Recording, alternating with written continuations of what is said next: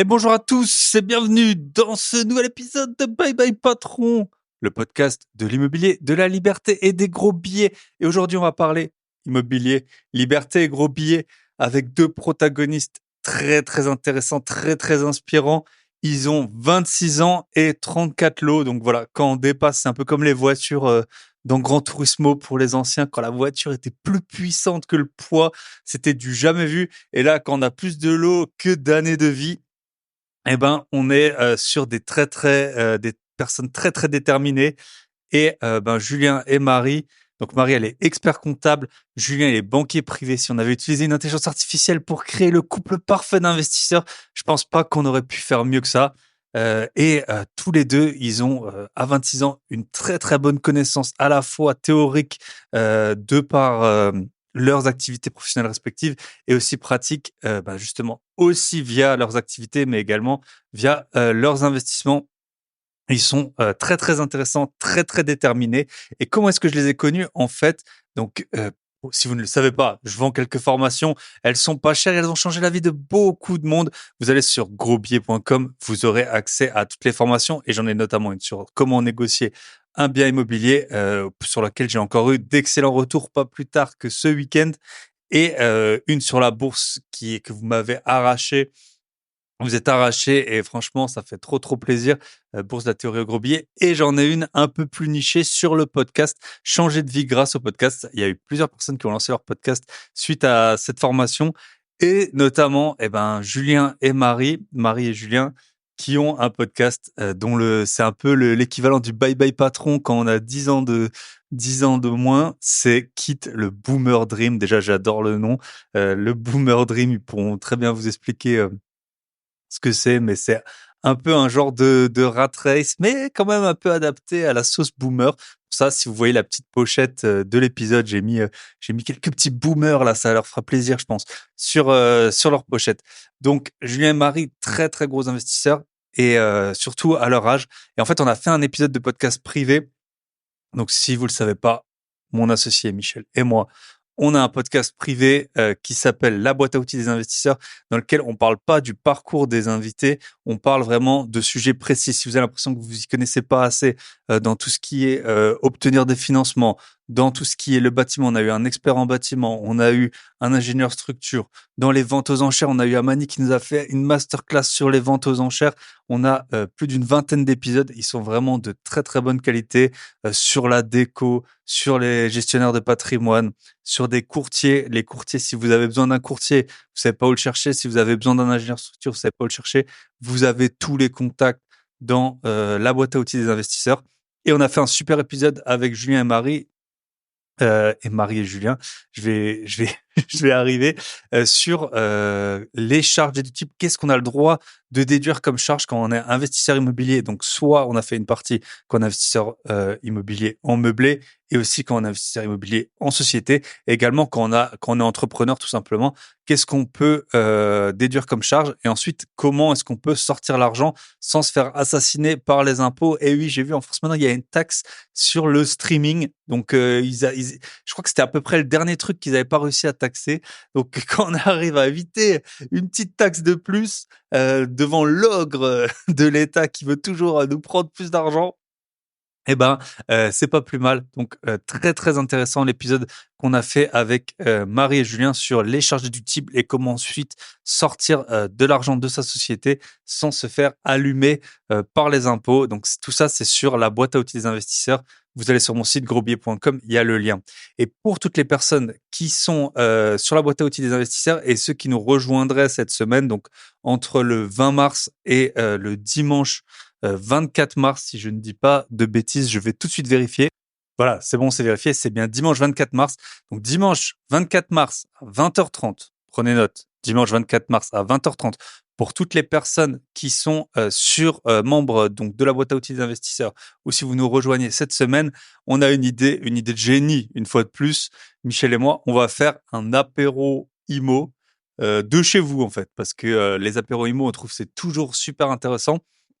Mais il y a toujours des contraintes, on n'est pas tous dans la même ville, on n'a pas toujours le temps, il y en a qui ont des travaux qui sont prenants, il y en a qui ont des enfants, il y en a qui ont pas de budget parce qu'ils ont tout mis dans les apports IMO, dans les travaux qui sont envolés. Donc là, c'est à part votre abonnement, eh ben vous avez rien à payer, vous pouvez être tranquillement chez vous au chaud, pas loin de votre famille, de vos enfants ou tout seul, hein, et ça vous fera de la bonne compagnie. Donc à 20h30, je vous enverrai un mail à toutes les personnes du coup qui sont membres de la boîte à outils des investisseurs avec le lien. Donc comment on va fonctionner, je vous l'annonce d'avance. Je pense que Michel et moi on va un petit peu parler pour introduire un peu l'épisode, enfin l'apéro. Et puis ensuite on va faire, donc ce sera via Zoom. Via Zoom on peut faire des sous-groupes. Donc on fera des sous-groupes et comme ça ce sera comme un petit speed dating. Et comme ça vous pouvez rencontrer des investisseurs. Vous pourrez parler. On fera ça assez court, hein, pas qu'il y ait un malaise non plus. Mais comme ça, vous pouvez un peu discuter comme si vous étiez un speed dating ou que vous passiez d'une table à l'autre lors d'une soirée IMO. Donc, je trouve que c'est une super bonne idée. C'est la nôtre à tous les deux. Donc, on en est assez fiers. Donc, ce sera une première. Vous nous direz ce que vous en pensez. Sinon, avant de démarrer, je voulais vous dire, j'avais fait, donc ça, c'était avant que je parte aux États-Unis, je vous avais fait en intro, j'avais fait une vingtaine de visites pour des appartements en 2 jours. Et ça y est, j'ai signé un compromis. Donc, j'avais fait plusieurs offres. J'ai signé un compromis. Ça faisait un petit moment que j'avais plus acheté de biens immobiliers. Donc, compromis signé. J'espère que ça va aller au bout, que tout va bien se passer. Donc, un bien à plus de 10% de renta. Grosse négo que j'ai réussi à faire, notamment grâce aux techniques que je vous enseigne dans ma formation sur comment négocier un bien immobilier. Et d'ailleurs, il va y avoir une vidéo mise à jour très, très prochainement. Et donc, grâce à cette technique, 20% de négo, un bien à plus de 10% de renta brut, sans travaux, DPE, D, construit en 2006. Voilà, il y a juste, je vais juste mettre une cuisine parce qu'il y en a pas. Donc, un balcon, un parking, tout est bien, tout est nickel. Donc, je suis très content. Il y a plus qu'à il y a plus qu'à avoir le financement. On le sait, quand on est investisseur immobilier, on a une situation, on est très endetté, même si on a un actif net qui est un patrimoine net qui est bien plus important que la plupart des non-boomers surtout. Mais en tout cas, voilà. Maintenant, ça va être chercher le financement. J'ai signé le compromis il y a moins de 24 heures. Je l'ai reçu là, il est signé. Et puis en avant, quoi. Donc voilà, on attaque avec nos chers Marie, expert comptable, et Julien, banquier privé, pour parler de leur parcours incroyable. Je vous souhaite une très bonne écoute et je vous rappelle donc un épisode qui va sortir avec eux deux sur les charges déductibles et comment sortir de l'argent de sa société sur légalement, bien sûr, sans se faire allumer par les impôts, sur la boîte à outils des investisseurs. Et dimanche 24 mars, 20h30, apéro IMO de chez vous au chaud. Vous pouvez boire une infusion, vous pouvez boire une bière, vous pouvez boire rien du tout si vous le souhaitez. Mais vous êtes tous les bienvenus. Je vous souhaite une très bonne écoute et on se retrouve de l'autre côté avec Marie et Julien.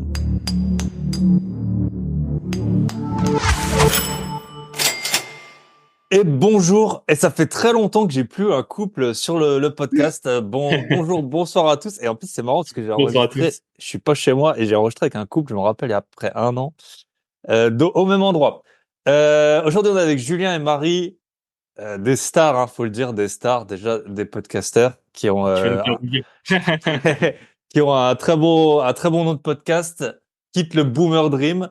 Je vous laisse vous présenter, Marie et Ouais. Julien. Et moi, j'aime bien que les invités, et en plus, vous avez vraiment, avec le nom de votre podcast, vous n'avez pas le choix. Souvent, je demande aux invités qui racontent une anecdote un peu soit insolite, soit vraiment quand ils étaient dans des situations dans lesquelles ils se sont dit, mais attends, c'est ça la vie, pourquoi des situations professionnelles, hein, bien sûr, pourquoi je me retrouve là-dedans? Moi, ça m'est arrivé plein de fois, par exemple, quand j'étais en stage même à l'IUT en compta, on devait faire plein de copies, et puis t'avais les feuilles agrafées, là, elles passaient dans l'espèce de truc en haut, là, enfin, le truc qui avale les feuilles, ça cassait tout, t'étais en train d'essayer de refaire des documents et tout, tu t'es dit non mais ça va pas être ça ma vie. Donc voilà, peut-être une anecdote qui vous est arrivée, soit un job d'été, soit dans votre vrai métier. où vous vous êtes dit, je vais peut-être faire autre chose que juste être un bon petit salarié à 1 880 € par mois? Vas-y, je te laisse te présenter. Donc, bonjour à tous. Moi, je m'appelle Marie, j'ai 26 ans. Je suis bientôt diplômée d'expertise comptable et je suis investisseuse immobilier avec mon compagnon Julien qui est à côté de moi. Et on a lancé tous les deux, du coup, le podcast Quitte le Boomer Dream il y a à peu près 6 mois. Et voilà. Tu Et veux une raconter? anecdote. Et Ah, l'anecdote. l'anecdote. Oula. Bah, sinon, laisse Julien parler et puis Ouais, je réfléchis.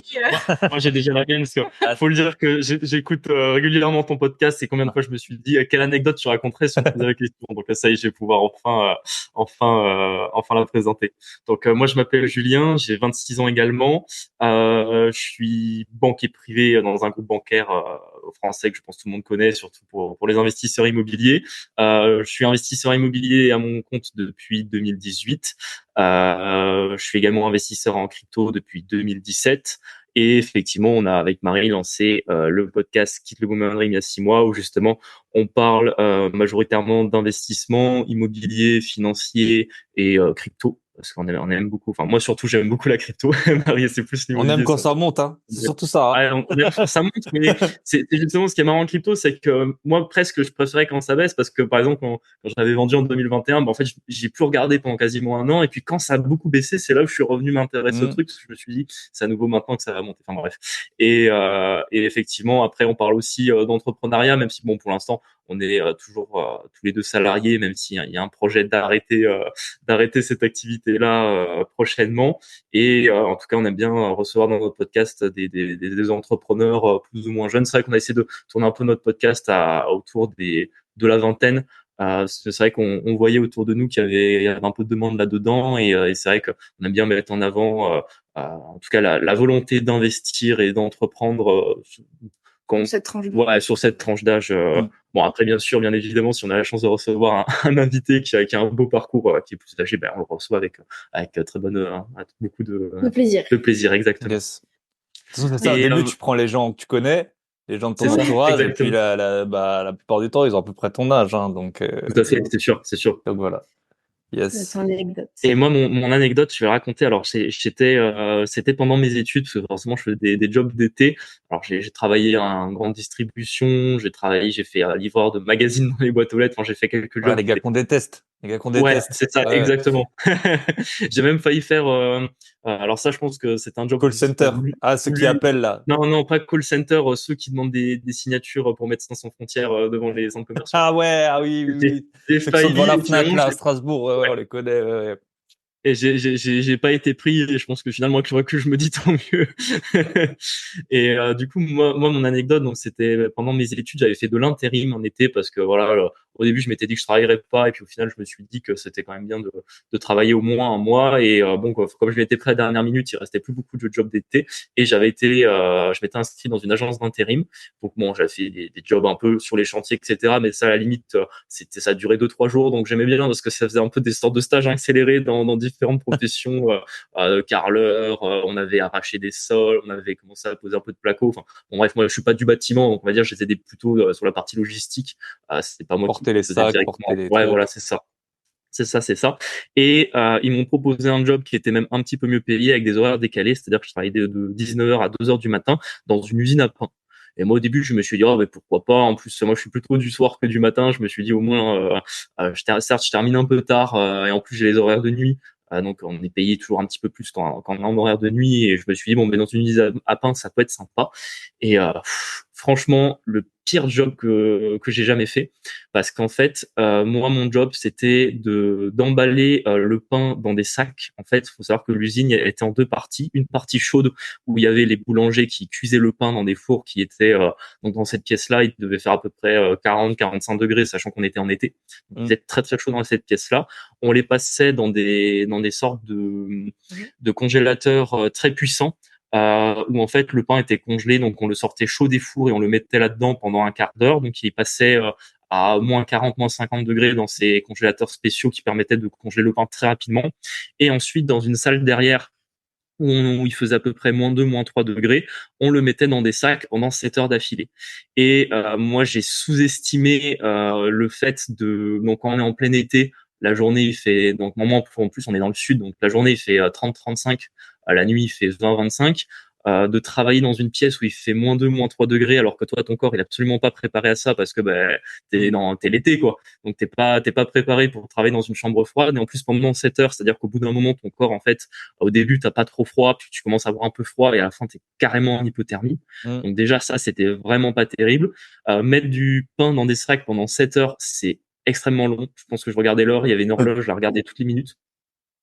Là, c'était Et en plus, abrutissant en plus, quoi. exactement. Et en plus, moi, quand j'allais dans tous ces jobs, j'aimais bien toujours parler un peu avec les collègues, ça permet de rencontrer des Ouais. gens, de demander un peu leur expérience de vie, etc. Et je me souviens qu'à la pause, j'avais discuté un peu avec les trois personnes qui travaillaient avec moi de nuit. Et c'était vraiment Gavroche les Misérables, quoi. Ouais. C'est-à-dire que en fait, bon, c'était un job qui était pas si mal payé, mais je veux dire, on avait l'impression qu'ils étaient là pour s'être punis, parce que forcément c'était un job qui était très difficile, les conditions de travail étaient vraiment pas ouf, et puis l'usine, personne ne voulait y travailler.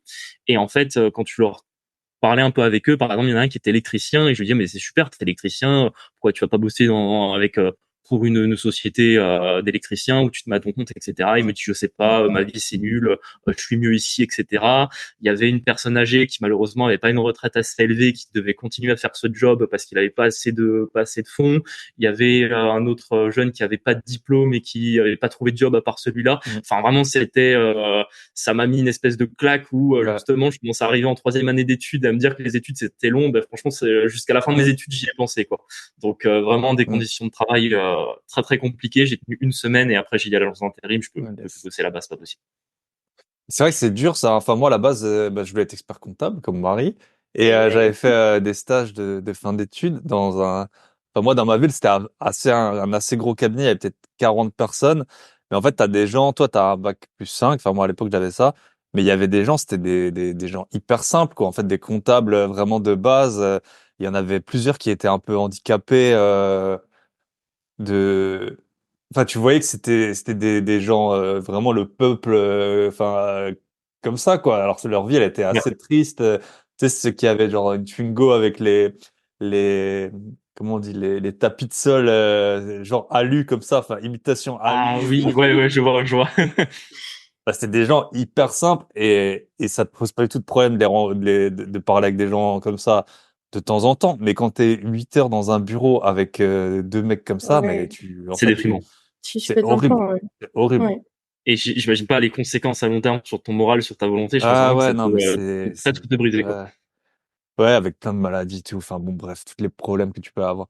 Ok, top. Marie, t'as une idée? Sinon, on va enchaîner Ouais, sur c'est votre bon, parcours. je l'ai.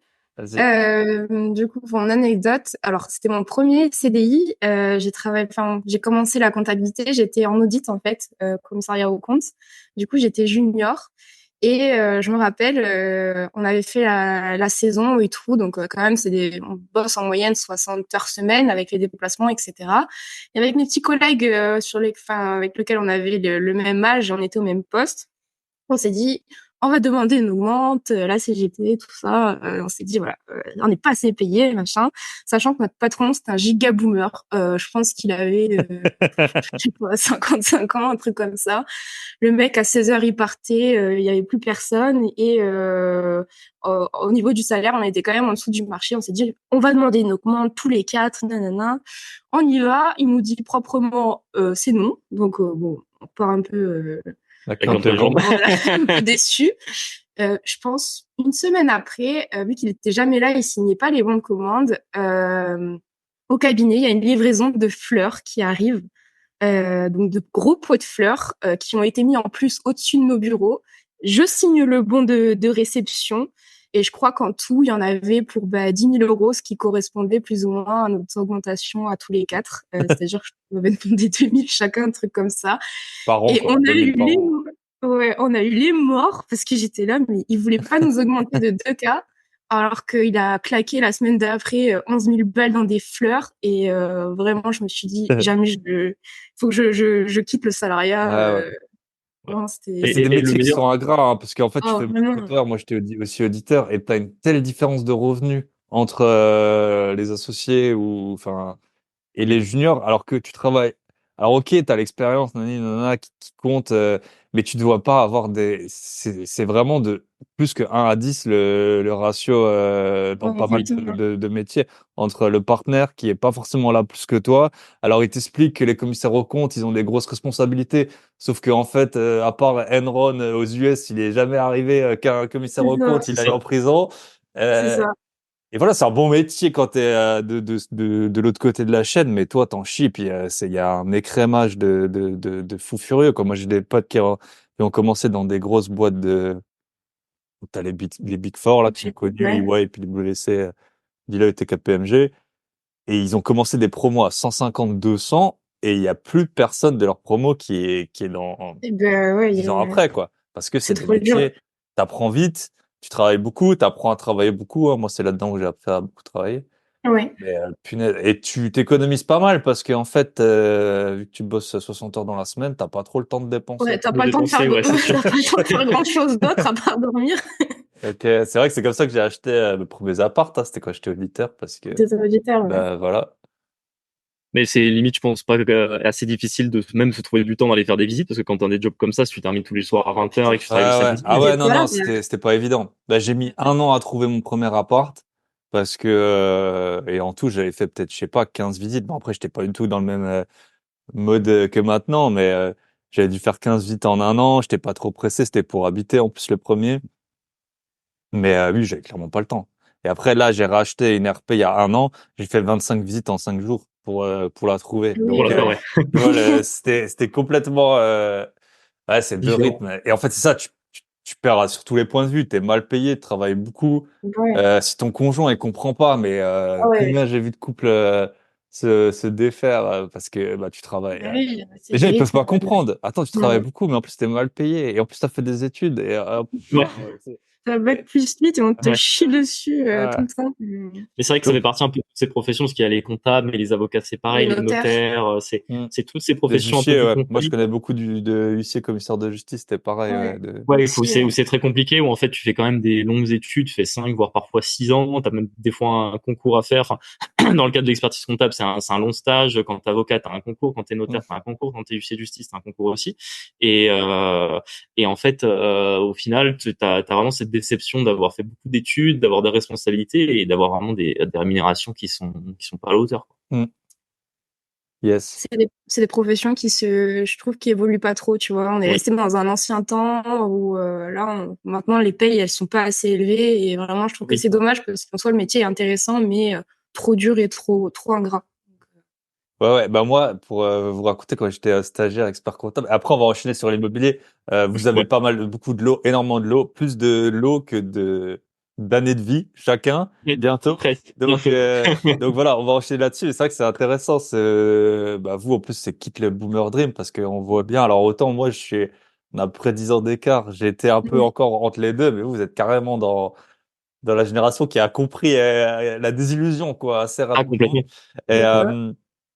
et c'est vrai que moi, quand j'étais en stage d'expert comptable, donc je gagnais, enfin c'était stage de fin parce que j'ai fait 2 diplômes en même temps de master, Oui.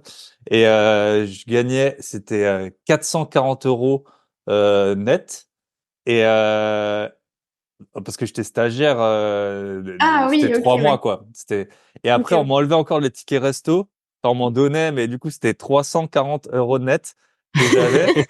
Et je me rappelle à un moment, c'était un peu dans la galère. J'avais dit, bah, si vous voulez, je peux faire des heures sup et tout. Ouais. Puis t'avais celle qui faisait un peu les RH, elle m'avait dit, mais tu sais, tu vas être payé. Enfin, moi, je pensais qu'ils allaient me payer au moins le SMIC, quoi. Enfin, en Ouais. plus, Oui, quoi. oui, oui. Et c'était, non, mais tu vois, sinon, on va te payer dans les 2, 3 € de l'heure. De l'heure. Enfin, j'étais, et en fait, un matin, j'arrive et mon bureau, c'était comme un U. On était trois. Et sur mon bureau, en fait, la dame à côté de moi, c'était celle qui s'occupait de la compta du cabinet, quoi.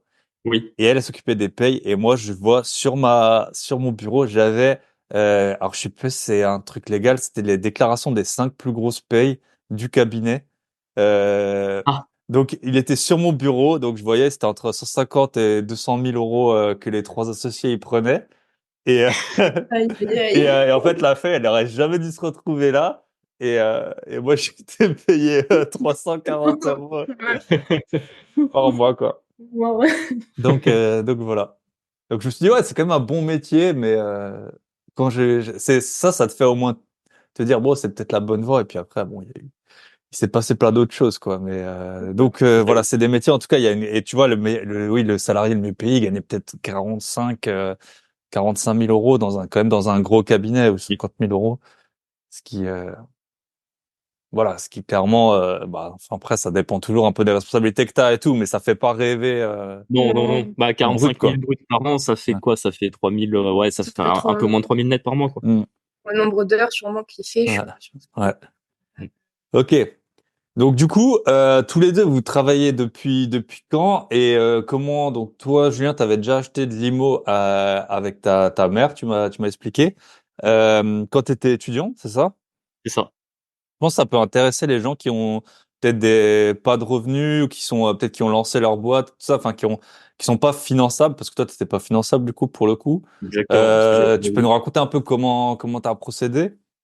ouais, alors bon, moi je commençais à m'intéresser un peu à tout ça en 2017. Je pense à une époque où ça commençait un petit peu à se répandre sur Internet, mais bon, Mhm. c'était pas du tout au niveau d'aujourd'hui. Et moi, je m'étais un peu eu le déclic de me demander, si on a parlé tout à l'heure de mes jobs étudiants, j'intégrais en fait ce qu'on appelle un magistère. Donc en gros, en troisième année, j'intégrais en fait un diplôme complémentaire à mon cursus qui allait me suivre jusqu'au master 2 qui était en fait un DJCE, donc dans le domaine du droit, c'est un diplôme qui est assez reconnu, et ça me doublait à peu près mon volume d'heures, donc j'étais quasiment à 40 heures de cours par semaine, donc jusqu'en L2, j'avais un job étudiant les mois où je travaillais les week-ends, ça me rapportait à peu près 400 euros par mois, et là je me suis dit bon ben ça va pas être possible de le garder, et forcément j'avais mon appart à payer. Quand mes parents sont divorcés, c'était on va dire ma mère qui payait l'appart. Elle me disait écoute, ça va être un peu compliqué. En plus, je suis toujours un petit à l'époque, elle était assez stressée sur l'argent, donc elle m'a dit si tu veux pas garder ton job un peu plus longtemps, etc. Et moi j'étais là, mais avec 40 heures de cours par semaine, c'est pas possible. En plus le Mhm. week-end j'allais bosser là-bas, quoi. Et je me suis dit, j'ai un peu tapé bêtement sur internet comment gagner de l'argent quand on n'a pas le temps. Et le plus drôle dans tout ça, c'est que la première hypothèse que j'ai commencé à creuser, c'était le pari sportif. Donc Ouais. vraiment, Ouais, j'ai c'est commencé marrant, hein, là-dedans. c'est un bise, je le connais mal, mais bon, enfin, les probabilités, elles sont contre nous, hein, clairement, donc, C'est ça exactement, c'est juste mais les brokers qui gagnent de l'argent, quoi. t'en as qui vendent des formations là-dessus, et qui se font pas mal d'argent, hein. On va Oui. pas citer, mais il y en a un qui a un peu un physique de brindille, là, qui passait pas mal, là, dans C'est sûr. dans Mais surtout ces, qu'en plus, tous ces gens-là, en fait, ils vivent uniquement c'est-à-dire qu'à chaque fois qu'on ouvre un compte sur les plateformes, en fait, eux, ils prennent un chèque sur vous, quand vous ouvrez un compte, le broker rémunère Mm, le lien duquel vous êtes passé. Et en fait, c'est comme ça que eux sont riches et pas du mm. tout avec l'argent qu'ils peuvent Bah gagner des oui. paris sportifs, quoi. Et bref, moi, j'ai rapidement compris que le pari sportif, c'était pas viable. Surtout qu'en plus, j'avais jamais fait de pari sportif. C'était pas quelque chose qui m'intéressait Ouais. de base. Et je m'étais dit, Je regardais pas surtout. mais oui, je n'ai jamais trop regardé le sport à la télé. Je me suis dit, non, du jour au lendemain, je vais me lancer là-dedans. Et c'était l'époque où forcément sur les réseaux sociaux, on allait rapidement d'une personne à une autre. Donc par les gens qui m'avaient amené sur le pari sportif, donc je me souviens même plus le nom d'ailleurs, j'ai atterri dans le trading. Donc là, le trading, pour le coup, j'ai beaucoup accroché. C'est ce qui a fait un peu que je suis parti en banque après. C'est-à-dire que j'avais un cursus très juridique. J'ai commencé à m'intéresser. Bon, j'avais déjà des bases en économie, en analyse financière, mais je me suis vraiment intéressé au truc où j'ai mangé pendant 6 mois tout un tas Alors à l'époque, bon, ça commençait, par exemple, les formations dans le trading, l'immobilier, ça commençait, mais c'était surtout des vidéos, donc de l'auto-formation, et puis Mm. d'ouvrir son propre compte et de faire son trading, quoi. Bon, forcément, je pense que ça surprendra personne, mais j'ai pris des énormes claques quand j'ai commencé à mettre de l'argent sur les plateformes de trading. Et d'ailleurs, ça c'est une anecdote qu'on a déjà racontée, mais c'est vrai que ma pire journée, j'ai perdu 6 500 euros en une après-midi, juste en faisant les erreurs de débutant, d'être pris par ses émotions et de perdre et Mm. remettre en continuant de perdre alors que juste le cours était contre moi. Et d'ailleurs, j'en garde un sacré souvenir parce que je pense qu'on ouvre, ça c'était fin 2017, je pense que j'ouvre un graphique boursier du CAC 40 en 2017, j'arrive à retrouver la journée où j'ai perdu 6 500 juste pour les bougies. Enfin bref, ça fait partie, je pense, des claques qu'on prend dans la vie qui nous renforcent et puis qui nous enseignent beaucoup de choses, sachant qu'en plus j'avais été tellement bien formé par cette journée-là que 10 jours après, je me suis remis au trading et j'ai reperdu 2 000 € en une journée. Donc en fait, toutes les économies que j'avais durement acquis, que j'avais mis dans le trading en pensant que ça allait me rendre millionnaire en quelques semaines, elles étaient quasiment perdues. Et c'est là où des fois la vie vous redonne un petit coup de pouce derrière, c'est-à-dire qu'il devait me rester, je pense, sur la plateforme de 3 000 €, quelque chose comme ça. Et j'ai mis sur les crypto-monnaies, majoritairement sur le Ripple pour ceux qui connaissent. Et le plus drôle, c'est là encore, j'insiste là-dessus parce que ça montre comme quoi on peut faire des choix qui sont complètement illogiques quand on n'est pas formé. C'est-à-dire que les crypto-monnaies à l'époque, je connaissais pas du tout. Et j'ai principalement investi sur le Ripple. Pourquoi? Parce que je me suis dit, ouais, le Bitcoin, ça vaut déjà plusieurs milliers de dollars, l'Ethereum, plusieurs centaines. Le Ripple, ça vaut 20 centimes, il y a plus de chances que ça augmente. Alors que tu savais pas du tout combien il y avait Mais non, de tokens et de la tokens. capitalisation. Parce que c'est ça.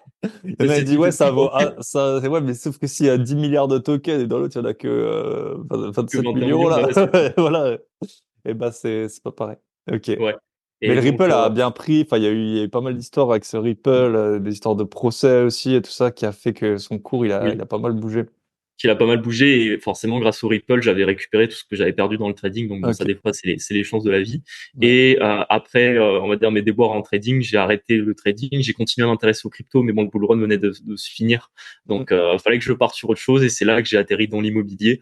En regardant peut-être, bon, je pense que tu les connais, mais ceux qui étaient à l'époque, il y avait Olivier Seban, il y avait Yann Darwin, il y avait Cédric Anissette. C'est un peu avec eux où j'ai commencé à regarder des vidéos et où je me suis dit, bon, pour acheter un bien immobilier, il faut pouvoir faire un crédit. Pour pouvoir faire un crédit, il faut des revenus. J'ai pas de revenus, il faut que je trouve quelqu'un pour m'associer. Et en l'occurrence, j'en avais parlé du projet à ma mère qui avait déjà hésité à acheter un bien immobilier quelques années avant. Et elle m'a dit, bon, mais pourquoi pas. Et c'est comme ça qu'on a fait notre première opération où on a acheté un petit appartement T3 dans la ville de Montpellier et où on a fait plutôt une bonne affaire à l'époque. Et là, encore une fois, c'est toujours pareil, c'est un peu la chance des débuts, c'est qu'on est tombé tout de suite sur un bien qui était très peu cher au prix au mètre carré parce que c'était une personne âgée qui avait pas d'enfant, qui voulait un peu s'en débarrasser. Et en fait, ça nous a mis le pied. Et ensuite, mais c'était également quand on a fait cette opération-là, c'est l'année où on s'est rencontré avec Marie et où quand je lui en ai parlé, on s'est tout de suite dit que dès qu'on pourrait C'est comme investir ça plus, on qu'il a investirait conquis plus. son cœur. Voilà, je le dis. C'est ça. Et c'est comme ça que j'ai acheté mon premier bien. Ouais. Ok. Ok, top. Et toi, c'était pas l'appartement dans lequel tu habitais en tant qu'étudiant? Non, du tout. En plus, Ouais. c'était un appartement qui était déjà loué. Alors moi, je me souviens, j'avais fait toutes mes simulations, j'avais fait des tableaux de Ouais. calcul de rentabilité que j'avais présenté au banquier. Le banquier, il comprenait rien. Et moi, je m'étais dit, mais ouais, c'est un banquier, il va comprendre. Je sais plus, on était à 13% de rentabilité. Je l'avais mis en gros, en rouge sur le tableau Excel. Et le problème, c'est que moi, à l'époque, j'avais 20 ans tout juste. Le banquier me regardait un peu bizarrement en se disant, qu'est-ce qu'il Il est vient de fou. demander un crédit pour acheter de l'immobilier alors qu'il est même pas, qu'il Mm. travaille même pas, tu vois. Et au final, on avait fait une bonne affaire. Après, c'était aussi, je pense qu'une affaire comme ça, on pourrait pas la refaire aujourd'hui parce que bon, depuis 2018, les prix ont vachement monté. Et puis, c'était quand même une époque où le marché immobilier, bon, là forcément, là en ce moment, c'est un peu la crise. Il y a beaucoup moins de transactions. Mais à cette époque-là, une bonne affaire, elle pouvait rester 1 à 2 semaines.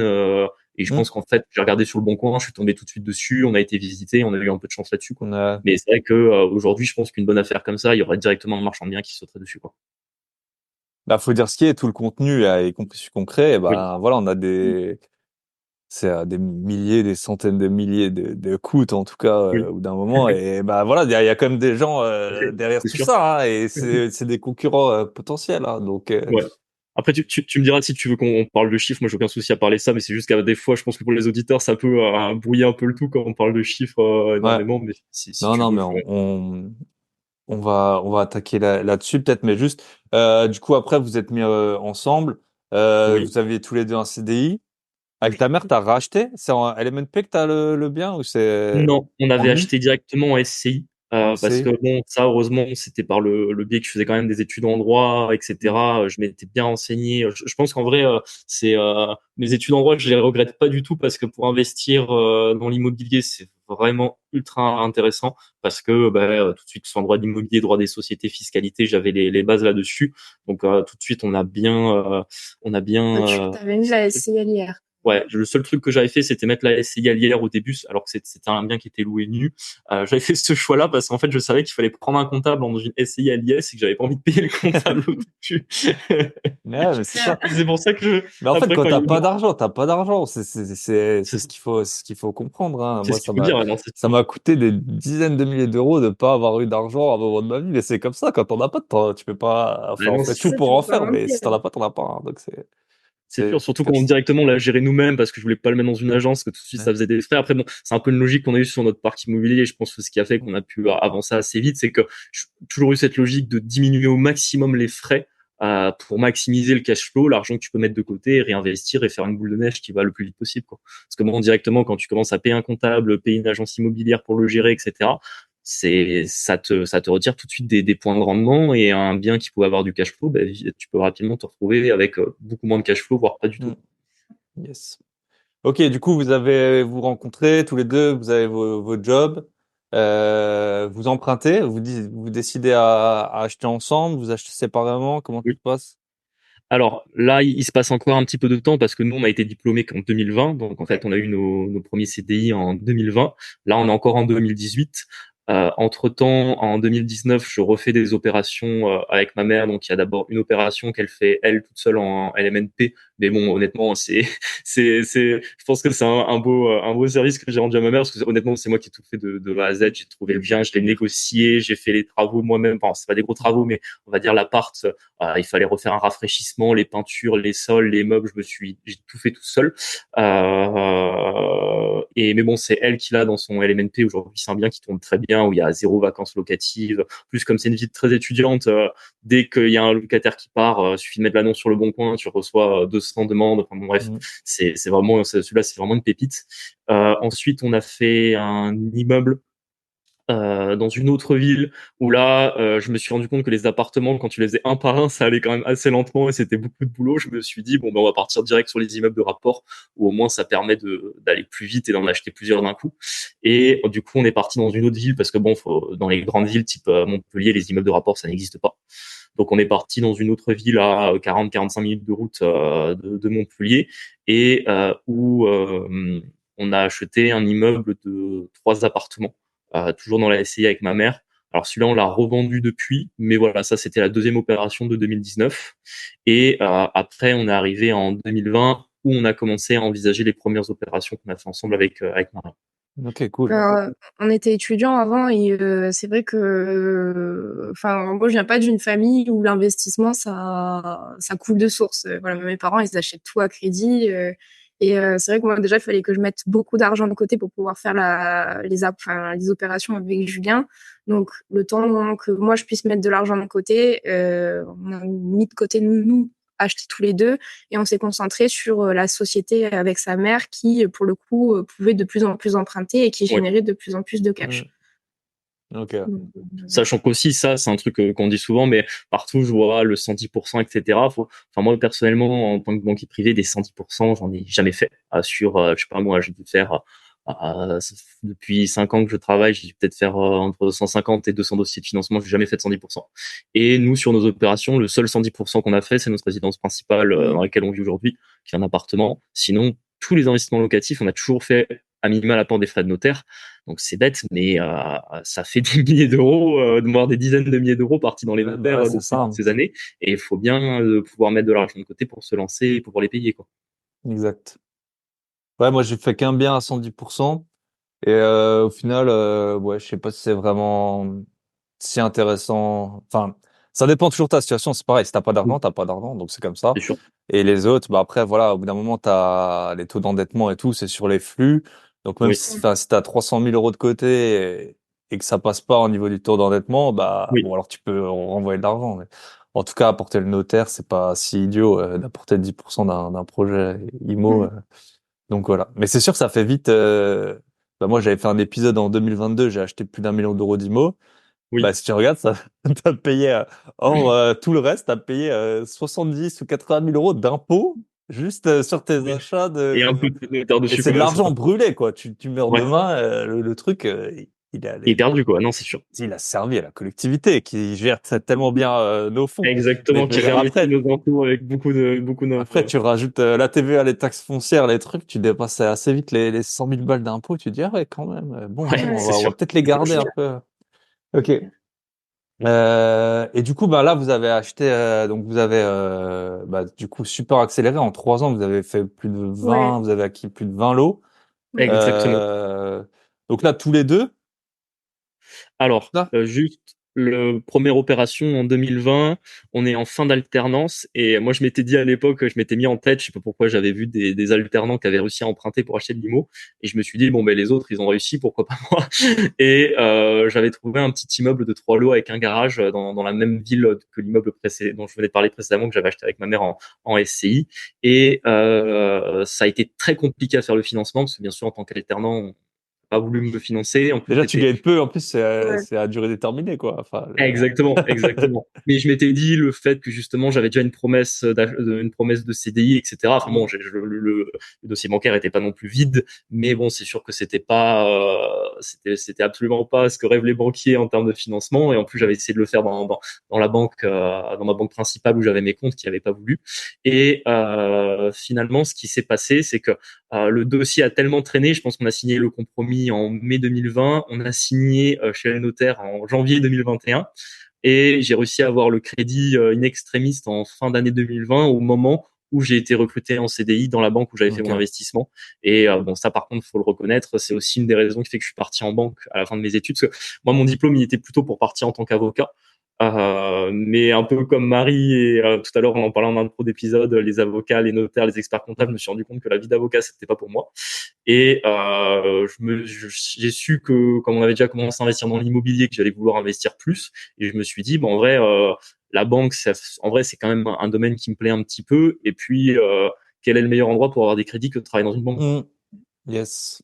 Ok. Et c'est eux du coup qui m'ont financé ce premier immeuble Puis un LMNP, qui du est coup, c'est celui-là est bien. le seul qu'on a en LMNP, mais qui par contre est à mon nom seul. Et Ok. on n'a pas pu mettre Marie dessus parce qu'elle était aussi en alternance. Et Ouais, j'ai fini plus tard que lui, en fait, c'est ça. l'alternance. Et que les dossiers compliqués pour les banques, déjà, si on est alternant, c'est compliqué, mais si en plus on a un couple d'alternance, c'est encore plus Ouais. compliqué.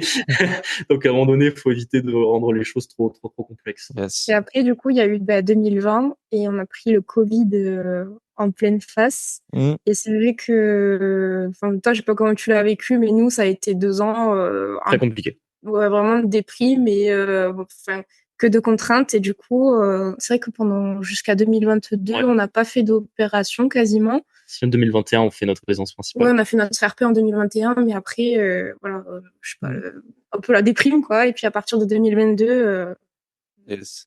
On a on a accéléré. créé une société tous les deux, on a acheté le premier immeuble, on a racheté des locaux par la suite, on a, qu'est-ce qu'on a fait encore? Eh ben, on a recréé une deuxième société, on a racheté encore C'est ça où là un on est bien. en train de faire une grosse opération dessus. Et entre-temps, ce qui nous a rajouté beaucoup de l'eau d'un coup, c'est que j'ai acheté un immeuble dans une autre petite ville, toujours dans la SCI que j'avais avec ma mère, parce que finalement comme cette SCI-là, elle tournait, bon, on continuait de la Mm. faire tourner. Et où là, c'était un immeuble, je pense que c'est mon immeuble préféré, parce que bon, déjà c'est un immeuble sympa. Je sais pas si toi ça t'arrive, c'est d'aimer plus certains biens que Oui, d'autres, bien parce que sûr. tu les trouves plus sympas. Et en fait, c'est un immeuble que de professionnels. Je pense que c'est assez rare sur le marché. Ouais, il Enfin, y en a les avec gens des médecins, des trucs comme ça, ouais, des trucs. c'est ça, exactement. Donc, c'est 10 bureaux professionnels plus une cave. C'était une excellente opération parce qu'on est à 13% de renta sur le bien. Vraiment, c'est le bien, je pense, qui nous crée le moins de problèmes, c'est-à-dire qu'ils payent tous le 5 du Mm. mois.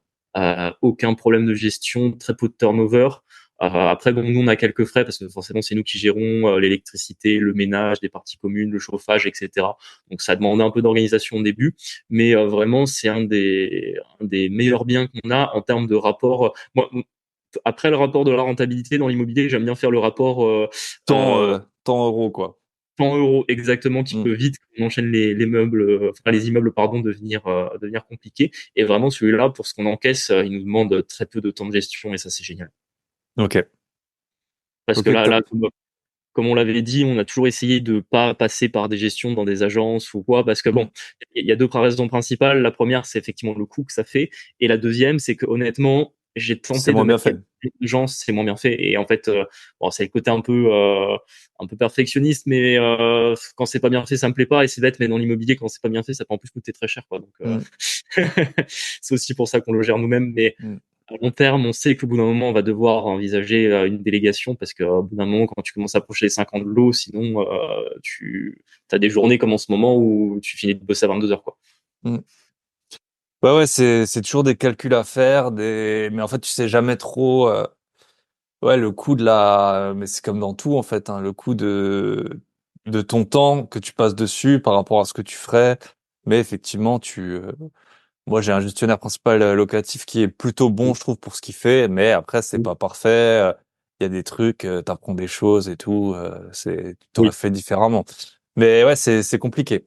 Mais quand tu fais oui. de la LCD, c'est pareil, tu peux prendre moi, j'en fais très peu, j'ai des concierges. Je trouve qu'ils ils écoutent d'ailleurs les podcasts. Et, Ah, mais voilà, il y a des trucs. Je vous ai écrit d'ailleurs cette semaine, hein, parce que il y a des trucs, bah forcément en plus il y a eux et en plus ils ont des employés ou des prestataires, et donc ça oui, commence tu ferais différemment. Mais bon, bien mais sûr. après par contre tu passes très très peu de temps par rapport à si c'était moi qui le gérais. Donc ouais, Oui, ça dépend toujours de vos revenus, de vos objectifs et tout ça.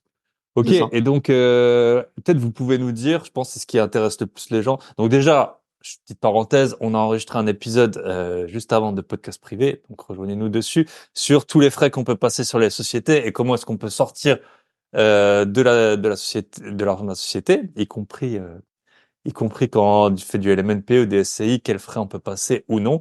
Et là, ouais, peut-être vous pouvez nous dire combien la deuxième. Donc ça, c'était une des questions que on me pose hyper souvent. Et la deuxième, c'est combien ils gagnaient, combien ils ont emprunté. Donc peut-être vous pouvez nous dire un peu, voilà, quels étaient vos revenus peut-être au départ comment vous avez fait, parce que les gens ils vont dire non mais attends, ils ont 26 ans, ils ont des boulots entre guillemets classiques, enfin bac plus 5. C'est pas tout le monde qui a fait bac Oui, plus 5, mais il y a quand même une grosse partie des gens enfin en tout cas de votre entourage, je pense, et de ça qui ont aussi des bac plus 5. On sait qu'à bac plus 5, on se fait embaucher souvent en France à des salaires qui sont, ça Ouais. dépend où, mais en tout cas oui. c'est pas 5 000 € net quoi. Et la plupart des gens qui ont 5 000 € net, ils ont pas trop 20 ou 30 lots. Donc voilà, comment vous en étiez où et combien vous avez pu emprunter peut-être. Et après on va voir aussi la phase opérationnelle. Ouais, Si vous voulez pas le dire, vous Je, le dites pas, hein, mais si, si, je euh, réfléchis comment on peut le bah, présenter. écoute, si tu veux, moi, je le présente. Quand j'ai commencé à bosser, c'est aussi une des raisons qui fait que je suis Ouais, allé en t'as eu banque, un c'est gros que salaire dès le début. j'ai eu un gros salaire dès le début parce que si j'étais allé avocat, je pense que j'aurais gagné un peu comme Marie au début, dans les 2000 € maximum. Alors ça aurait monté petit à petit. Et moi, j'ai eu la chance, par à la fois mon diplôme, le fait que j'ai fait une bonne alternance, j'ai été recruté tout de suite banquier privé. Sachant que dans le groupe où je suis, ils aiment bien toujours me le rappeler parce que bon, tu connais dans les grands groupes comme ça, ils aiment bien toujours se jeter des fleurs quand ils ont fait des bons choix. Et en fait, j'ai été recruté le plus jeune du groupe à l'échelle mondiale sur un groupe de 100 000 personnes à ce poste-là. Et forcément, je me suis retrouvé quasiment avec un salaire de senior d'entrée. Donc ce salaire-là, enfin d'ailleurs, je suis toujours, parce qu'il a assez peu augmenté depuis, mais je suis à 3 000 € net par mois, Mm. plus 1 000 € sur un plan épargne entreprise. Sachant que les plans d'épargne entreprise, je sais pas si tu connais un peu le fonctionnement, tu veux que je le décrive rapidement? Tu peux te décrire parce que moi, c'est vrai que j'ai jamais eu de Ouais. CDI en France et tout, donc je connais pas bien l'histoire. Ouais. Bah, en fait, c'est surtout dans ça peut être dans des plus petites entreprises, mais c'est en général plus intéressant dans les grands groupes. Dans les grands groupes, en fait, les salariés sont très intéressés à la résultat de l'entreprise. Et notamment dans mon groupe, les résultats de l'entreprise, quand ils sont distribués aux salariés, ça peut rapidement représenter 3 mois de salaire à peu près. Donc c'est non négligeable. Ils sont mis sur un plan d'épargne entreprise qui nous permet, en fait, d'être exonérés d'impôts, soit si on le laisse pendant 5 ans, soit si on le débloque avec des cas de déblocage anticipé qui sont donnés par l'État. Donc, par exemple, nous, dans notre cas, quand c'est paxé, j'ai débloqué mon plan d'épargne entreprise et j'ai récupéré 25 000 € comme ça. Donc, c'est bête, mais pour faire des apports, Non, c'est c'est quand même Ah bien. ouais, bah très 25 000 intéressant. euros Et à 26 ans. Ouais. c'est ça, et surtout qu'en plus, tu les récupères sans impôt. Et c'est ça Mm. qui est ultra important. C'est-à-dire que si j'avais mes 4 000 € maintenant, je sais pas, je payerais peut-être par mois, je devrais payer, je pense, 500, 600 € d'impôt dessus. Alors que comme je suis qu'à 3 000, je paye que 300 € d'impôt par mois dessus, Mm. plus, et mes 1 000 restants, ils partent sur le plan d'épargne entreprise et j'ai pas d'impôt quand je les sors. Donc en vrai, enfin, ma situation pour investir et faire ce qu'on a Mm. fait, elle est un petit peu vachement intéressante là-dessus. Donc En tout cas, moi, je suis conscient, en tout cas, que c'est sûr que ça nous a donné un gros coup de pouce et que si j'avais gagné 1500 euros, bah, ça aurait été plus lent et vachement plus compliqué. Et toi, bah, vas-y, tu peux décrire un peu comment c'était Vraiment, au mon début. premier job, tu sais, sur l'anecdote que je disais avec les fleurs, là, je gagnais 1700 net par mois. Pour 60 heures par semaine. Ouais, À peu près. Ouais, c'est bien ça. Bon, après, je suis pas restée longtemps. Sur le job d'après, j'ai gagné 2000 euros net pendant très longtemps au final. Il y a que cette année où j'ai réellement augmenté, je suis passée à 3000 euros net. Ok.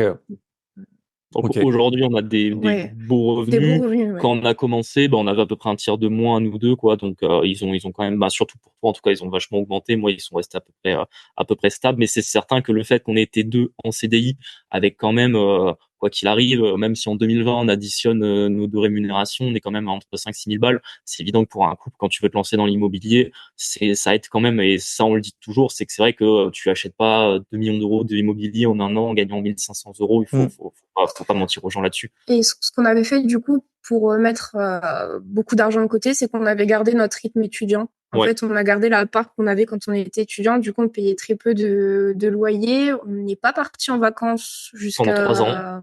jusqu'à l'an dernier. L'an dernier, voilà. On a fait notre premier voyage. Voilà, on a vraiment gardé ce rythme étudiant, qu'on n'a pas augmenté directement notre niveau de vie parce que sinon, ça aurait été trop dur de nous restreindre par la suite pour mettre de l'argent de côté.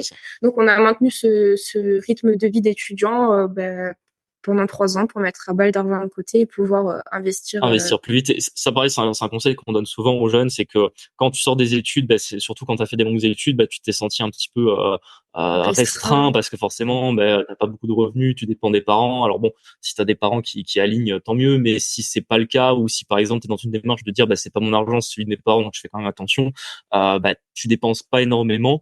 Et c'est bête, mais du jour au lendemain, quand tu te retrouves avec une paye, ça vaut le coup d'essayer de tirer ce rythme un peu plus longtemps. Alors forcément, t'as l'impression Tôt ou de... tard, ça te rattrape, mais ouais, faut le faire Oui, doucement. Ouais. mais en tout cas, ça permet de mettre beaucoup d'argent de côté. Et si t'es un peu dans ce qu'on a fait, ce qu'on appelle le mouvement FIRE, hein, de vouloir partir rapidement, quitter rapidement nos jobs salariés et vivre de nos rentes, en vrai, mettre beaucoup d'argent de côté au début, c'est vraiment game changer pour la suite. Mm.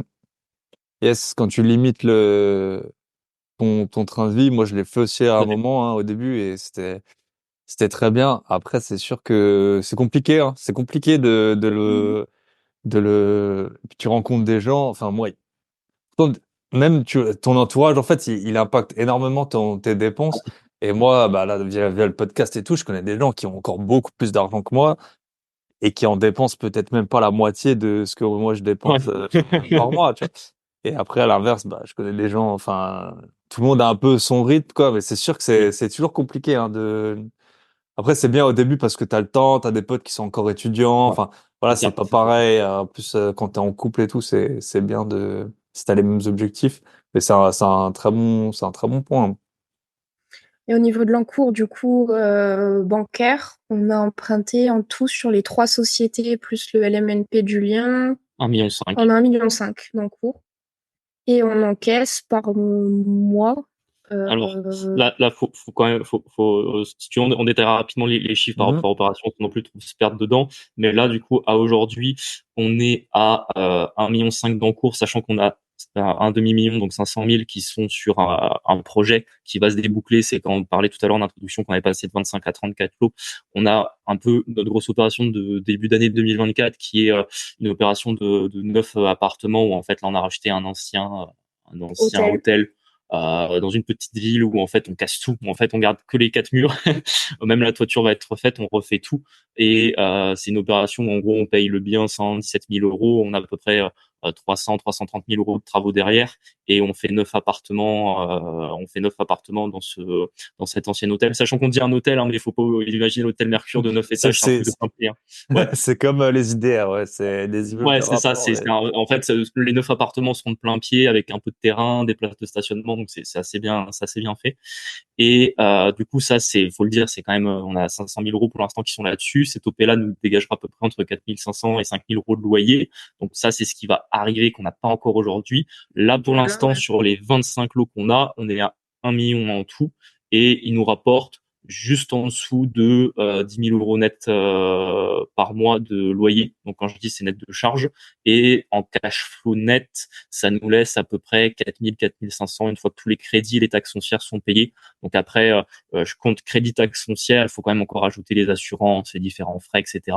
Il doit nous rester à peu près 4 000 nets de cash flow.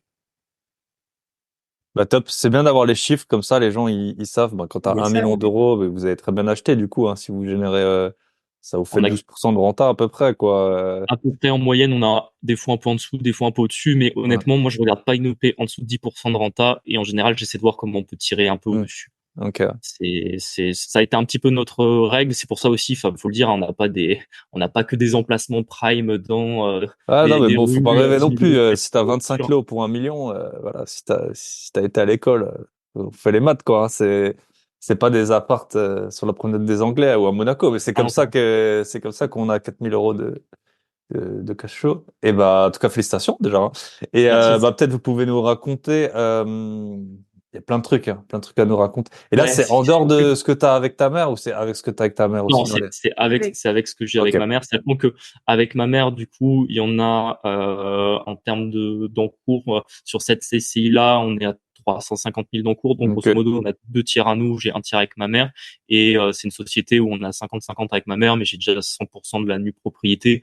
Et plus ou moins le deal avec ma mère, c'est que quand elle part à la retraite, elle prendra du cash flow pour se faire du revenu pour compléter sa retraite, mais tant qu'elle en a pas besoin, on peut utiliser ce cash flow pour avancer sur nos autres opérations. Ok. C'est le deal qui a été passé, parce que faut savoir que je me suis associé avec ma mère là-dessus, parce qu'effectivement au début, comme je n'avais pas de revenus, c'est intéressant parce qu'elle elle est vétérinaire. Après, j'imaginais pas qu'un vétérinaire ça gagne 200 000 euros par mois.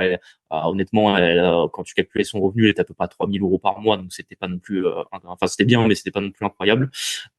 Et ça nous avait permis de nous lancer, mais par contre c'est moi et Marie qui avons géré c'est pas trop son toutes les truc. opérations. C'est pas trop son C'est truc pas trop son l'immobilier. truc, l'IMO, elle s'en Mm. occupe pas, elle veut pas s'en occuper.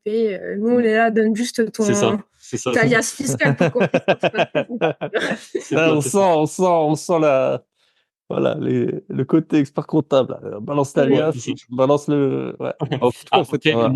comme on dit toujours, bon, c'est une association avec forcément, moi je suis enfant unique, hein, donc ça a été, on va dire, plus facile pour ça de m'associer avec ma mère que si peut-être j'avais eu des frères et sœurs. Mais quoi qu'il arrive, quand vous associez avec quelqu'un, il y a toujours qu'est-ce que chacun gagne. Mm. Moi, j'ai gagné quand même l'opportunité d'emprunter plus tôt, parce que Bah, sinon bien j'aurais dû sûr. attendre d'être en CDI. Ma mère, il y a gagné de voilà, pouvoir constituer un patrimoine immobilier sans forcément y participer, parce que du Mm. coup tout s'est fait un peu sans qu'elle ait trop besoin d'y. Enfin, faut le dire quand même, elle avait mis un petit peu la main à la pâte au début, mais après elle a arrêté. Surtout, bon, faut pas oublier que ma mère, elle a 60 ans, donc c'est aussi un âge où tu as moins d'énergie et t'as pas envie de passer tes week-ends à construire un parc immobilier, quoi. Yes. Alors que nous, pour le coup, bah voilà, ça ne fait pas peur On a de passer l'énergie énormément de pour temps. l'instant C'est ça, de c'est le ça. faire. Bah oui. Ok, top. Bah intéressant. Bah peut-être vous pouvez nous dire donc là, ok, on a les chiffres, combien vous gagnez, comment vous avez financé. Ouais, Peut-être quel type de biens vous avez visé. Donc c'est les biens, ils sont dans la ville où vous habitez ou ils sont plus loin. On a vu dans le podcast pré, tu as parlé de 40 minutes. Un des biens, je crois, il est à 40 minutes de chez vous ou Ouais. 40 c'est kilomètres, ça. je sais plus. Ouais, comment vous avez trouvé les biens? Parce que bah du coup, ce qui est bien avec vous, c'est que vu que vous êtes jeune, vous avez acheté récemment et Oui. des rentas que on dit depuis des années qu'on trouve plus entre guillemets. Donc comment vous avez fait? En plus, vous êtes dans le sud, vous êtes vers Montpellier, vous habitez Montpellier, vers Montpellier. Montpellier. tout à fait. Donc voilà, cette Euh, ville qui a Limo, il avait pris beaucoup. On trouve, Ouais, énormément. enfin, vous me coupez, mais à Montpellier, à mon avis, je pense qu'on trouve pas de biens à 10% de renta, même si on cherche pendant longtemps. Alors, Euh, ou sauf moi, mais voilà, peut-être ouais, comment vous avez orienté vos recherches parce que bah quelqu'un qui se lancerait aujourd'hui, il pourrait, je pense, répliquer fortement ce que vous avez fait, alors que moi, j'ai acheté des biens dans des villes qui ont fait x2 il y a 10 ans et ça, tu pourrais plus le faire aujourd'hui, même si j'ai acheté encore des biens récemment, oui. mais vous au moins vous avez tout fait récemment, donc peut-être que vous nous expliquer ouais votre stratégie pour trouver les biens. Mais c'est vrai que Montpellier, à part quand Julien a commencé en 2018, il y avait quand même des biens à prendre. Là, c'est de moins en moins vrai. surtout sur l'habitation. Voilà, surtout sur l'habitation. On arrive encore à acheter des locaux commerciaux sur Montpellier, mais franchement, avant d'avoir un bon prix, faut se lever tôt ou avoir du off-market. On négocie très fort, Voilà, donc sur Montpellier, c'est qui comme marche ça toujours que ça aussi. marche. Hmm. Et nous, du coup, ce qu'on a fait, c'est qu'on s'est dit, ben, autour de chez nous. Donc, on habite vraiment à Montpellier. On s'est dit, bon, ben, combien de routes on est prêt à faire pour que ce soit gérable pour nous. Donc, on s'est dit entre 30 minutes et 1 heure. Et du coup, on a regardé les grosses villes dans la périphérie. Les moyennes villes plutôt. Moyennes villes, oui.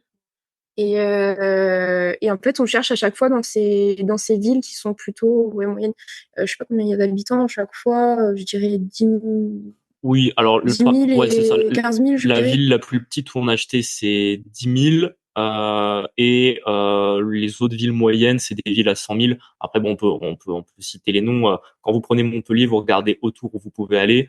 Vous avez Béziers, déjà qui est très connu par les investisseurs immobiliers. Il y a Nîmes aussi, qui est vachement moins cher que Montpellier et qui, pour moi, Nîmes, je considère plus que c'est une ville moyenne par rapport à Montpellier, qui est vraiment aujourd'hui une très grosse ville. Après, vous avez des villes plus d'arrière-pays plus plutôt. petites. Alors bon, je vais citer plusieurs noms. Pour les gens qui sont pas d'ici. Voilà, qui sont d'ici, vont comprendre. Mais on n'a pas forcément acheté partout. Mais par exemple, vous avez Clermont-Lérault, vous avez Uzès, vous avez Tarascon, Beaucaire, vous avez Pézenas. Voilà, ceux qui connaîtront un petit peu le sud sauront le type de ville. C'est des villes de 10 000 habitants où il y a de la demande, que ce soit pour du locatif d'habitation ou pour du professionnel. Sachant qu'en plus, je trouve que l'Hérault est un département assez intéressant parce qu'on a beaucoup d'autoroutes. Enfin, on a la grande autoroute A9 qui traverse on va dire qui part de l'Espagne jusque Nîmes, après plus loin Orange. On a la 75 qui fait Clermont-Ferrand, qui dessert Montpellier, Béziers. Donc en fait, vous avez beaucoup de villes autour de ces autoroutes où en fait, on est quand même dans des zones qui sont assez peuplées, assez denses, où il y a de la demande. En fait, dès qu'on s'éloigne de Montpellier, le prix au mètre carré est divisé par 2 ou par 3. C'est-à-dire qu'à Montpellier, vous allez être entre les quartiers les moins chers, entre grosso modo 3, 6, 7 000 euros du mètre carré. Alors que dès que vous sortez de Montpellier, on retombe un peu sur le classique qu'on connaît en France, c'est-à-dire entre 1 000 et 2 000 euros du mètre carré. Ça se loue, et ça, pour un studio, ça se loue les 400 euros. Je me souviens que tu en avais une fois parlé dans un podcast. En dehors des grandes villes, les prix, c'est quasiment toujours les mêmes, que ce soit pour la location et le prix auquel tu l'achètes également, quoi. Yes. Donc c'est comme ça qu'on a pu aller chercher des rentas. Et on après, les trouve sur le Bon Coin, généralement. Ouais, c'est ça. C'est dingue, mais sur le Bon Coin. Et Bah, moi, j'ai trouvé presque tous mes biens sur le Bon Coin. Après, il y a des agents qui m'ont appelé, certains avec qui j'avais visité sur le Bon Coin pour me proposer des trucs qui n'étaient pas encore sortis, mais ouais, bah, voilà. Et ben, du coup, ça me permet de réenchaîner. Effectivement, plus ça avance, plus on commence à avoir des partenaires, surtout des agents immobiliers avec qui ça s'était bien passé, qui nous renvoient maintenant des biens qui sont pas encore sortis. Donc là, récemment, on fait plutôt du off-market. Mais le Bon Coin, c'est un très bon moyen, je trouve, pour trouver des biens rentables. Quand on sait chercher, c'est vraiment bien. Sachant aussi que ça, je pense, c'est une des particularités de notre parc, parce qu'on a quasiment la moitié de nos biens qui sont des locaux commerciaux, des locaux professionnels. Et pour distinguer un petit peu les deux, pour par exemple les auditeurs qui sauraient pas faire la différence, un local commercial, c'est un local où il y a un fonds de commerce. Donc vous allez signer un bail commercial avec les règles du bail commercial. Donc là, on va être plutôt sur je sais pas moi, un petit restaurant, une boucherie, un coiffeur, enfin voilà, ce type de bien. Et ça a distingué du professionnel, où là, vous allez plutôt être sur des indépendants qui n'ont pas de fonds de commerce. Donc ça va être par exemple soit des médecins, ou alors toutes les professions paramédicales, donc des psychologues, des infirmières, des sages-femmes, enfin voilà, toutes ces professions là qui ont besoin d'un local pour recevoir leur clientèle. Et vous faites ce qu'on appelle un bail professionnel, donc qui est un petit peu différent, qui est entre le bail d'habitation et le bail commercial. Vous avez voilà un peu des règles des deux. C'est assez intéressant pour le bailleur parce que c'est très facile de mettre la personne dehors si elle paye pas. Mais après, on va pas se mentir, c'est des gens qui travaillent, ils vivent pas dedans. Donc si du jour au lendemain ils travaillent plus, ils vous appellent, ils disent voilà, écoutez, j'ai plus rien, je veux vous rendre le local. Et en général, ça s'est toujours bien passé avec ces gens-là, parce que c'est normal, vu qu'ils vivent pas dedans, du jour au lendemain ils le laissent. Et en plus, c'est des gens qui travaillent, donc c'est toujours plus facile en termes Déjà, de ils ont des gestion. revenus, et puis en plus, voilà, Exactement. ils perdent pas le toit sur leur tête si jamais ils vont rendre. C'est moins émotionnel. Tout à fait. Dans celle d'habitation. Et on travaille beaucoup avec ces gens-là, parce qu'on a à peu près comme je t'avais raconté tout à l'heure, on a un gros immeuble où on a une dizaine de bureaux où ça se passe très bien.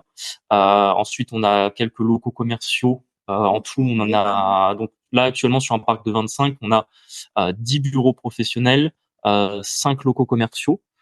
On a en appartement, je ne dis pas de bêtises, on a 8 appartements. Ouais. Et après, le reste, c'est des caves et des garages principalement.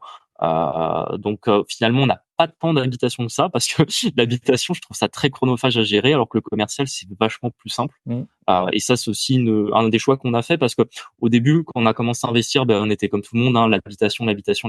Puis un coup, tu commences à faire du professionnel, du commercial, tu te rends compte que c'est très rentable, Ouais. que c'est plus facile. Enfin, que au début, ce que tu as peur quand tu te lances là-dedans, c'est de pas savoir louer parce que tu te dis je teste le marché, j'ai beaucoup moins de demandes que pour des apparts. Ouais, sauf que la différence, c'est que quand tu as une demande pour un appart, tu vas avoir 6 personnes qui vont visiter, tu en auras un qui voudra l'appartement. Sur du commercial, en général, chaque fois que tu fais une visite, si le mec, son projet est solide, il le prend parce que c'est pas des gens qui vont venir visiter, dire ah mais non, la couleur des murs me plaît pas. En fait, ils viennent créer un business, donc en fait, ils ont déjà regardé le quartier. En fait, quand ils viennent, ils savent déjà si ça les intéresse ou pas. Ils viennent juste vérifier en fait sur place, un peu comme quand toi t'achètes finalement.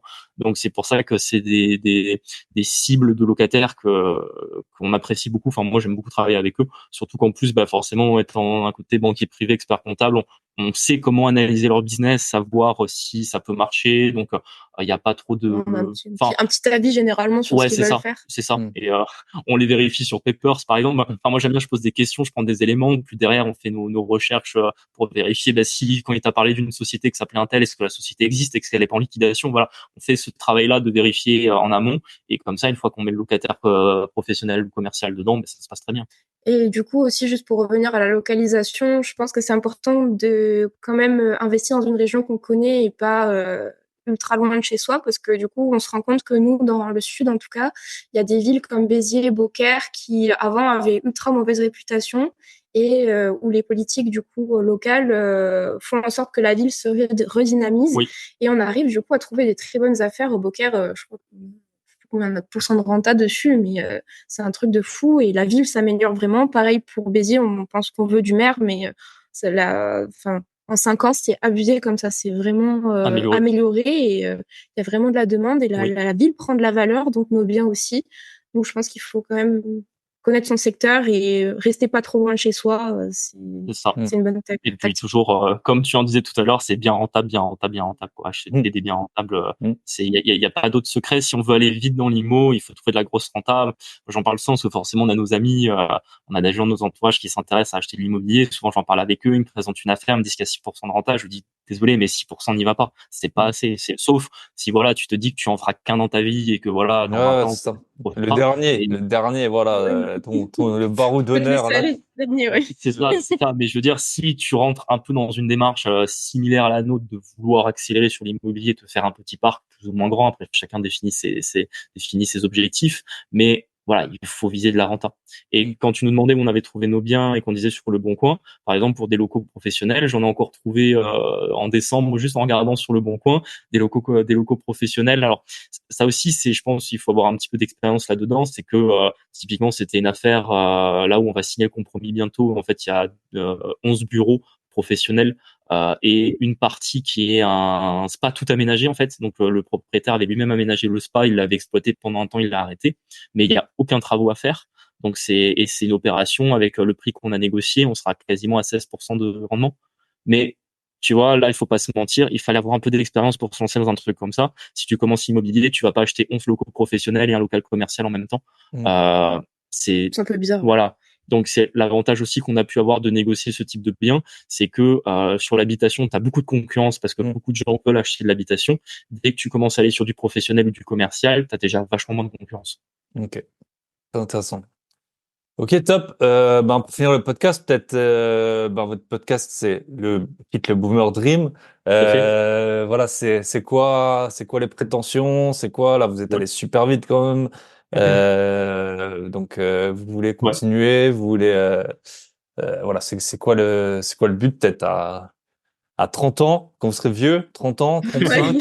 C'est ça. Mais déjà, je voulais le dire dans ce podcast, parce que quand même, je voulais te remercier là-dessus, parce que je sais que tu en parles souvent au début d'épisode, mais j'avais pris ta formation sur comment créer son podcast. Et c'est vrai que elle nous a bien aidé parce que tu avais donné tous les conseils pour commencer dans de bonnes conditions et faire tout de suite de la qualité. Et nous, c'est ce qu'on voulait faire. Enfin, en tout cas, ça nous a fait plaisir dès qu'on a sorti le premier épisode, les gens nous ont dit le son est bon, etc.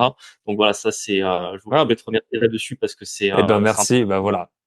Cet épisode est non sponsorisé, mais merci. Ça me fait trop plaisir. Et puis vous avez vu, je pense, vous avez pu voir. Moi, j'en parle avec d'autres podcasteurs. vous avez des retours. Enfin, c'est incroyable, hein, quand même Oui, tout ce que ça rapporte, tout ce que ça apporte d'un point de vue Oui. tout humain, à fait. Tout à fait. le podcast, quoi. Et puis en plus, vous êtes sur votre créneau qui est mine de rien. Voilà, moi je le sais, la plupart de mes auditeurs, ils ont à peu près mon âge, et puis vous, ça va être Oui, un peu pareil. Donc même si bah, c'est toujours intéressant d'échanger avec tout le monde, donc c'est trop bien. En tout cas, exactement, félicitations. exactement. Et puis vous tenez le rythme. Ouais. Et donc du coup, quittez le Donc, Boomer Dream. Achetez ma formation, hein. Je vous ferai s'il te plaît, avec le il code faut Julien et Marie, vous aurez un bon prix. exactement. Donc là, l'objectif sur le podcast, c'est de faire un épisode par semaine. On a un format hebdomadaire qu'on arrive à tenir. Hein. Franchement, en 6 mois, on a sorti, enfin un petit peu plus de 6 mois, on a sorti 30 épisodes. Donc Oui. le contrat est rempli là-dessus. On est régulier, on sort ça tous les lundis. Nous, on essaie vraiment, à la fois par nos parcours, par nos expériences professionnelles, etc., de donner le maximum de valeur avec des conseils un petit peu tout ce que nous on a pu avoir, que ce soit en termes de connaissances brutes, que chacun à l'époque on a cherché un peu sur internet, mais nous on essaie de les mettre sous forme de podcast. Alors des fois on va faire des podcasts vraiment de fiscalité pure, ou alors comment trouver un bien, qui sont peut-être des fois un peu moins fun que par exemple quand on va raconter une opération avec des anecdotes et tout, mais Mm. je pense que quelqu'un qui réfléchit à se lancer, il peut vraiment trouver de la valeur et trouver des informations intéressantes là-dessus. Et après, forcément, on raconte un petit peu nos parcours avec à chaque fois nos anecdotes et ce qui nous arrive de semaine en semaine parce on a vraiment un planning chargé. Puis on se rend compte on appartient à une génération bon, qui est peut-être un peu différente de la tienne, mais qui a un rapport au travail qui est quand même difficile. Enfin, j'ai l'impression qu'autour de nous, enfin, les gens qui ont notre âge, personne n'est heureux dans son job, Ouais, personne n'est heureux vraiment dans sa vie parce que beaucoup de contraintes, parce que le stress, parce que pas un, assez en- payé. un environnement qui a pas de sens. Et on s'était dit, ben nous, c'est quand même beaucoup de choses enfin, par rapport à notre parcours, nos études, etc. On sait quand même beaucoup de choses qui pourraient aider les gens à peut-être vivre une vie un peu plus slow Mm. via l'investissement immobilier ou crypto-monnaie ou bourse. Et du coup, bah, le podcast est destiné justement aux gens qui aimeraient s'affranchir du moins des contraintes de travail et justement choisir une vie plus slow ou à moins un travail qui leur plaît. Par exemple, imaginons un photographe, c'est compliqué de vivre en étant photographe, mais si c'est sa passion et que ça lui plaît, ben, au moins il aura des revenus à côté qui lui permettront de faire quelque chose qui lui plaît vraiment. Et je pense que c'est bien d'avoir une société avec des individus épanouis. Mm. Et voilà. D'où le podcast. C'est ça, tout à Yes. fait. On a pris une grande décision qu'on a annoncée dans le podcast et je sais pas si toi tu fonctionnes un peu pareil, mais quand tu veux prendre vraiment une décision dans ta vie et que tu veux t'y tenir, en fait, il faut le dire à le maximum Mm. de gens parce qu'en fait, Yes. ça va t'empêcher de revenir Mm. dessus et sur la décision qu'on a prise, Et c'est les de gens, ils prendre s'en rappellent, hein. Ils s'en rappellent, Ouais. hein. s'en rappelle et puis t'en parles surtout. On a décidé on avait décidé ça début 2023 en se disant qu'on travaillait encore en tant que salarié pendant 2 ans parce qu'on avait estimé que c'était un peu la durée qu'il nous fallait pour faire assez Ouais. Bon, fallait d'opérations. que je finisse mon diplôme Il aussi. fallait que tu finisses ton diplôme, etc. Et puis bon, on va pas se mentir non plus, on est jeune, on n'était pas un an près non plus. Enfin là, quand on aura quitté notre job, ça fera 5-6 ans à peu près qu'on aura été salarié. Je pense que c'est le bon temps parce que, je veux dire, des fois, je vois des salariés travailler 6 mois puis ils disent non mais c'est bon, je connais le salariat, C'est ciao. Alors bon, si tu veux lancer un vrai projet d'entreprise derrière, ok, mais je veux dire. Si maintenant c'était dans une démarche de avoir travaillé suffisamment pour après être tranquille, je pense que ça met quand même quelques années. Et du coup, au 31/12/2024, on va quitter nos jobs pour faire autre chose derrière. Et je pense qu'on aura d'ici là acheté assez d'IMO. Alors, on fera encore des OP derrière, hein, mais on aura acheté assez d'IMO pour en tout cas être Être tranquille un petit serein, moment, ouais, quoi, être c'est serein sûr. sur la suite. Ok. Bah, félicitations. C'est tout le mal que je vous souhaite. Et puis après, Merci. au pire, la vie, ben, tu tentes des trucs et puis tu peux C'est toujours. ça, Ouais, tout c'est à ça. fait, tout à fait. C'est Mais de toute façon, pas. il faut prendre des risques. Mais on s'en rend compte aussi, et ça, bon, peut-être qu'il y a d'autres investisseurs dans le podcast qui se reconnaîtront. Mais nous, en tout cas, dans nos jobs, forcément, maintenant, on est très très décalé parce qu'en fait, on a des semaines qui se font double. Hmm. On fait nos jobs salariés et en fait, à côté, on a tout le reste. On a le podcast, on a tous nos investissements en cours, la gestion des locataires qu'on fait à Hmm. notre niveau, etc. Donc, c'est vrai qu'avec des fois nos collègues, quand ils te disent, t'as fait quoi ce week-end?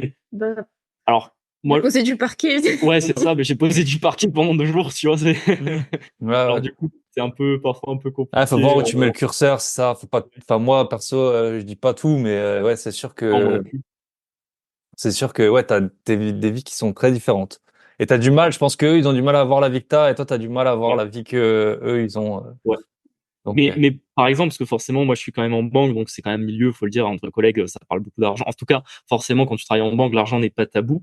Et moi, j'ai remarqué que dans mes collègues, beaucoup voulaient acheter de l'immobilier et en vivre. Et en fait, ils ont cette volonté-là quand ils arrivent à 50 ans ou à 45, 50 ans.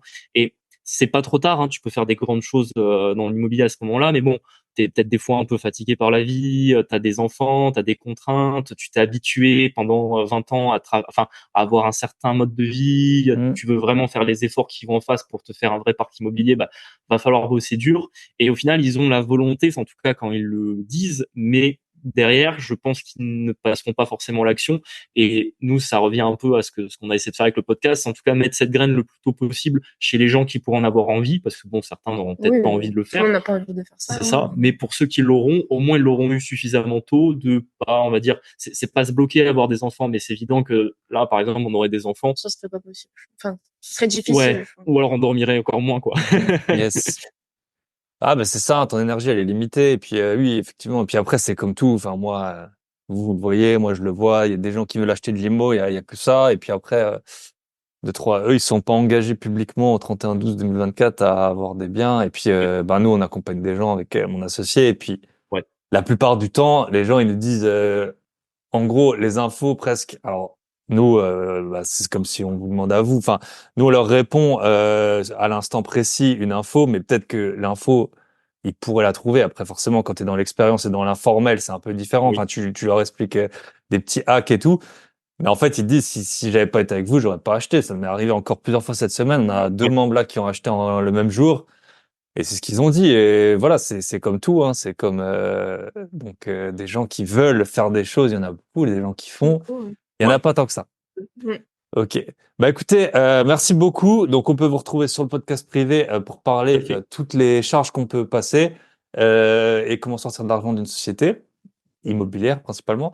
Et aussi on a fait une petite session sur la TVA. C'était intéressant. Enfin, c'est un truc dont on parle pas souvent. Donc grâce à vos compétences. Et donc, si on veut vous retrouver, quitte le Boomer Dream. Et vous avez sur Insta, vous avez un Insta. Ça s'appelle Quitte le Boomer Dream. Alors, c'est marrant, on me demande toujours quitte. Donc, c'est bien du verbe quitter, hein. C'est comme ça que ça s'écrit. Ouais, c'est pas le kit de zadiste. Non, c'est pas le kit de randonnée, c'est quitter.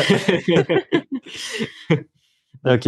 Mais voilà, n'hésitez pas à nous retrouver là-bas et on essaie de publier un peu plus sur Instagram. C'est vrai qu'Instagram, c'est un petit peu c'est là où on essaie je veux dire qu'on doit s'améliorer. Ouais, de s'améliorer parce que bon, en termes de tu peux pas être partout. Hein. Tu peux pas être partout. C'est hyper ingrat et moi je le vois au début, j'étais beaucoup dessus, les abonnés ils avaient bien grossi et là j'ai dû prendre 1000 abonnés en un an parce qu'en fait j'ai pas le temps de tout faire. C'est ça. Puis je pense aussi que parfois, tu as des gens qui découvrent le podcast, qui s'abonnent sur les plateformes et que la partie Instagram, ça les intéresse moins. Enfin, chacun a un peu la manière de trouver ce qu'il veut là-dessus, quoi. Yes. Bah écoutez, je vous souhaite tout le meilleur pour la suite. Tenez-moi au courant de la suite des aventures. Et puis à très bientôt. Bye bye. Merci, à très bientôt.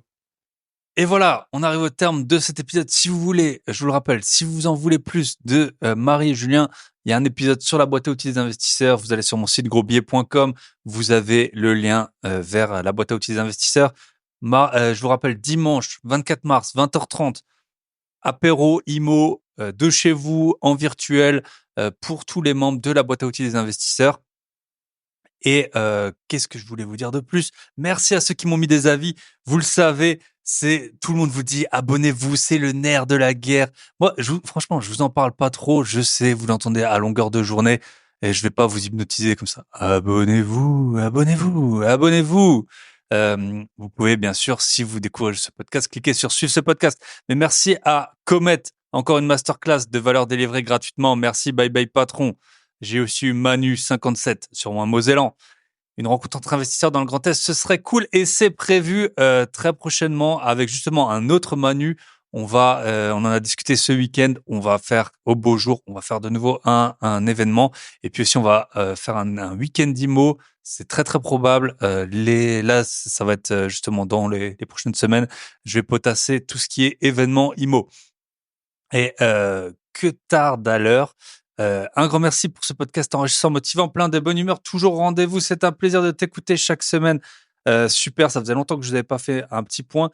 On a, je vous le cache pas, on a 162 épisodes sur Apple Podcast, qui est la plus grosse plateforme d'écoute, 183 notes. Je sais que c'est compliqué de mettre des notes sur cette plateforme. J'ai à peu près un avis toutes les 10 000 écoutes. Par contre, sur Spotify, vous êtes bien meilleurs. On est quasiment à 400 notes, 327 notes. Merci à vous de mettre la petite étoile. Ça fait trop plaisir. La semaine prochaine, qu'est-ce que je peux vous dire la semaine prochaine? Très probablement qu'on aura de nouveau une paire d'investisseurs, deux amis qui ont aussi investi très, très fort. Ce sera, allez, je vous le dis, ce sera les frérots de Limo. Pour ceux qui les connaissent, l'épisode avec les frérots de Limo, ce sera pour la semaine prochaine. Et pour les épisodes qui sont déjà parus, si vous êtes là sur votre chantier, si vous êtes dans les bouchons, je vous le rappelle, les derniers épisodes, je vous dis, allez, ceux qui ont cartonné, il y en a qui cartonnent mieux que d'autres, mais je vous dis ceux qui ont cartonné, l'épisode expatrié à Hong Kong, il a super bien marché. Le réseau avec Eddie de la semaine dernière, comment trouver des biens off-market grâce à son réseau. Eddie, on le voit, il a un gros réseau, il y a eu beaucoup de partages. Félicitations. Et également, gagner 7 000 € par mois avec un seul bien immobilier, avec le grand Pascal, épisode qui a super cartonné plus que tous les autres. En plus, on parle également travail en Suisse, ça peut en inspirer beaucoup. Merci d'être présent toutes les semaines. Il y a des épisodes, je vous l'avoue, que j'ai enregistrés en super bonne forme et il y en a en un peu moins bonne forme, mais je suis toujours là toutes les semaines et ça fait trop plaisir de vous avoir à mes côtés. Je vous souhaite une très bonne semaine. Prenez soin de vous, prenez soin de vos proches et surtout, prenez soin de vos gros billets. Et pour ça, allez sur www.grosbillets.com. Très bonne semaine, bye bye.